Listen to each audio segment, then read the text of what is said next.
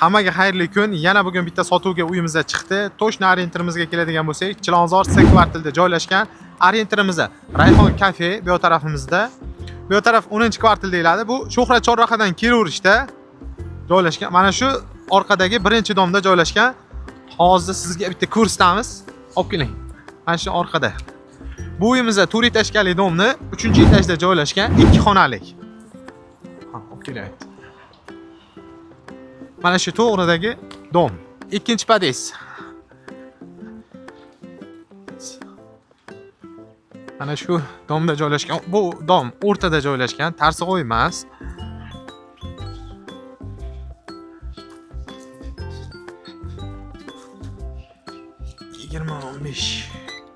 Nima 15. Hozir ichkarisini ko'rsatamiz. Mana shu etajga chiqqanimizda mana shu o'rtadagi uyimizda bo'ladi. Hozir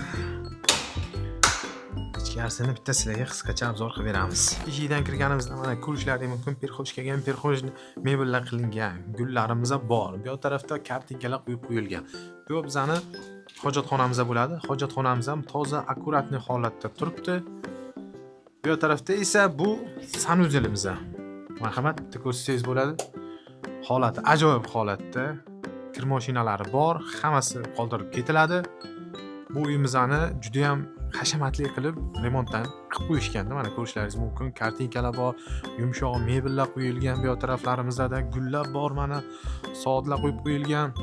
Ko'rishlaringiz mumkin. Televizorning zonalari qilingan mana. Bu tarafda konditsionerimiz bor. Bu tarafda spalni, bu yog'imizda oshxona. Qani oshxonamizdan boshlaymiz. Oshxonani ham ko'rishingiz mumkin. Yaxshi kuxna mebellar qilingan, gazimiz kelgan. Ko'rishlaringiz mumkin. Bu tarafda xolodilligimiz bor. Jaluzi pardalar qilingan. Qani olib keling, bu tarafimizda balkonimiz. Balkonimizda 1,5 ga 3 bo'ladi. Balkonda ham yaxshi holatda mebellar qilib qo'yilgan mana. Ko'rishlaringiz mumkin. Bu tarafda mebeldan qilib. Bu uyimiz ham juda ham fayzli uy. Bu tarafda kattalar yotoqxonamiz, spalni joylashgan. Shkoflar qilingan mana. Bu yog'imizda spalni bo'ladi. Bu yerda pardalar, gullar qo'yilgan. Bu uyimizning narxini 78.500 bo'lsa beraveramiz deb aytdilar egalari. Pastda telefon raqam qo'yib qo'yamiz, bemalol baraka qilishlaringiz mumkin. Bizani yo'qotib qo'ymaslik uchun bitta qo'ng'iroqcha hamda bitta podpiska bosish esdan chiqmasin. Xudo xolasa bizda yaxshi variantlar har doim chiqadi.